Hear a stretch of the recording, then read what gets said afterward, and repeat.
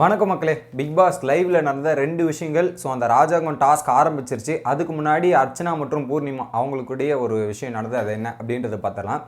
So இன்னைக்கு அர்ச்சனா தான் cooking டீமில் இருக்காங்க. குக்கிங்கோட ரெஸ்பான்சிபிலிட்டி அர்ச்சனா கையில் தான் இருக்குது. காலைல கேப்டன் வந்து 13 முட்டை மட்டும் சமைக்க சொன்னால் இங்கே முட்டை வந்து 18 முட்டையாக சமைச்சிட்டு இருக்காங்க. இந்த ஒரு பிரச்சனை வந்துருச்சு.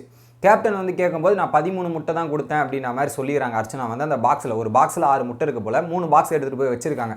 பூர்ணிமா சமைக்கும் போது அங்கே 6 முட்டை 18 முட்டையும் போட்டு சமைச்சிட்ருக்காங்க அவங்களுக்கு தெரியாமல். பட் கேப்டன் 13 முட்டை தான் சொல்லியிருக்காங்க. இதை கேட்கும்போது நான் சொன்னேன் பூர்ணிமா தான் செய்யலை அப்படின்றத சொல்லிடுறாங்க. பூர்ணிமா மறந்துட்டு செய்யாமல் கூட இருந்தாலுமே நிக்சன் கேட்கும்போது அவங்க பார்த்துருக்கணும்ல, அவங்களும் குக்கிங் டீம் வந்திருக்காங்களே, அவங்க பார்த்துருக்கணும் கேட்டிருக்கணும்ல, இதெல்லாம் பண்ணியிருக்கணும்ல அப்படின்ற மாதிரி அர்ச்சனா வந்து டேரெக்டாக பூர்ணிமா மேலே சொல்கிறாங்க. ஏங்க சரிங்க நான் பார்க்கல, இதெல்லாம் பண்ணலை.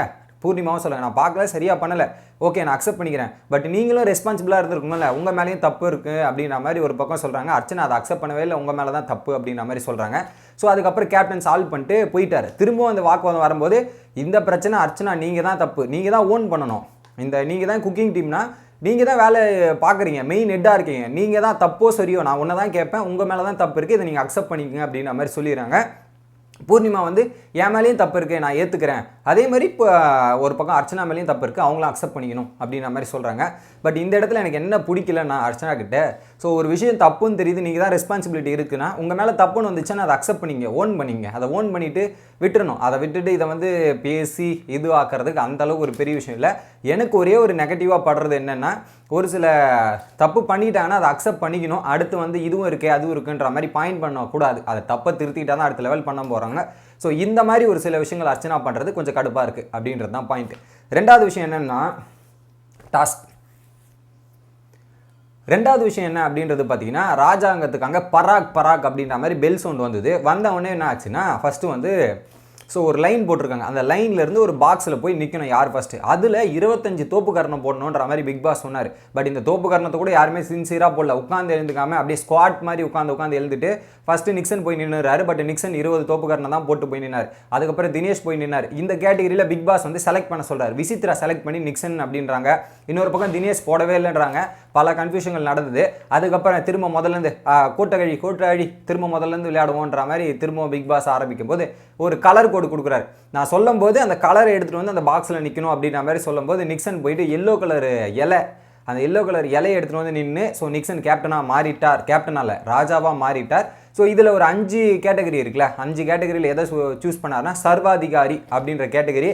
கேப்டனாக இருக்கும்போது என்னால் வச்சு செய்ய முடியல, பட் ராஜாவானா வச்சு செய்யலாம்ல அப்படின்ற என்ன ஓப்பனாக சொல்லிட்டாரு. ஐ எம் த கிங் அப்படின்றத ஓப்பனாக சொல்லிட்டு எனக்கு கேப்டனாக வந்தால் நான் அப்படி பண்ணலான்னு நினச்சேன், ஆனால் அதை பண்ண முடியாது தெரிஞ்சுது. ஆனால் ராஜாவை வந்தால் என் கண்ட்ரோலில் தானே ஒட்டுமொத்த அவசரம் இருக்குது, நான் பண்ணுறேன் அப்படின்ற மாதிரி சொன்னாங்க. ஸோ பிக் பாஸ் வீட்டில் இருக்கவங்க ஸ்மால் பாஸ் வீட்டில் இருக்கவங்க பிக் பாஸ்லையும் கரெக்டாக யார் வேணாலும் எங்கே வேணாலும் போய்க்கலாம், அந்த கேட்டகரி தான் கொடுத்துருந்தாங்க.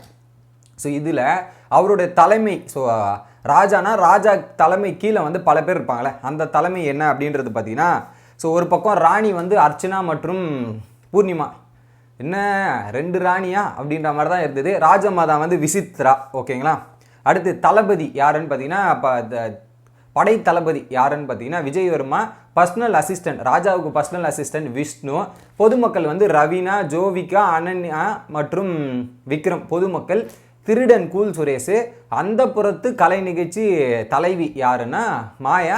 அதே மாதிரி கலை நிகழ்ச்சி தலைவன் வந்து மணி. அதுக்கப்புறம் பார்த்தீங்கன்னா சேவகர் தினேஷ் வந்து எப்போவுமே காற்று வீசிக்கிட்டே இருக்கணும், அதுதான் ஒரு விஷயம். இதுக்கேற்ற மாதிரி செட்டப் பண்ணிவிட்டு அந்த தலைமையோட பேர் என்னென்னா NXN அரசாங்கம், NXN அரசாங்கம் அப்படின்றது தான் தலைமை. இதில் வந்து முடிசூட்டு விழா இதெல்லாம் பயங்கரமாக வந்து அதுக்கேற்ற மாதிரி கலை நிகழ்ச்சிகளோட ஒரு படத்தில் எப்படி பார்ப்போமோ அந்த மாதிரி பிக் பாஸ் வீட்டுக்குள்ளே அந்த வாக்கிங்கு, டான்ஸு, அதுக்கப்புறம் மியூசிக் இதெல்லாம் போட்டு ஒரு பயங்கரமாக எல்லாமே கண்டஸ்டன்ஸ் பண்ண தான் ராஜா வந்து இந்த பதவியை ஏற்றுட்டு இதுக்கப்புறம் ஒவ்வொருத்தரையும் வச்சு செய்ய போகிறாருன்னு நான் நினைக்கிறேன். பட் பார்க்குறதுக்கு இன்ட்ரெஸ்டிங்காக இருந்தது, என்ன பண்ண போகிறாரு நிக்சன், இதை தான் ரியாலிட்டியாக பண்ணணும்னு நினச்சாங்க. ஆனால் கேப்டன்ன்ற ரெஸ்ட்ரிக்ஷன் இருந்தது. பட் இதுவே எனக்கு ஒரு பயங்கரமாக இருக்குல்ல, எல்லா ரெஸ்ட்ரிக்ஷனும் எதுவுமே கிடையாது, எனக்கு என்ன வேணாலும் பண்ணலாம், யாரும் கேட்க முடியாது, அதை மறுக்கவும் முடியாதுல்ல. இப்போ கேப்டனாக தான் மறுக்கலாம், நீ போய் போராட்டம் பண்ணுவேன் இதெல்லாம் பண்ணு.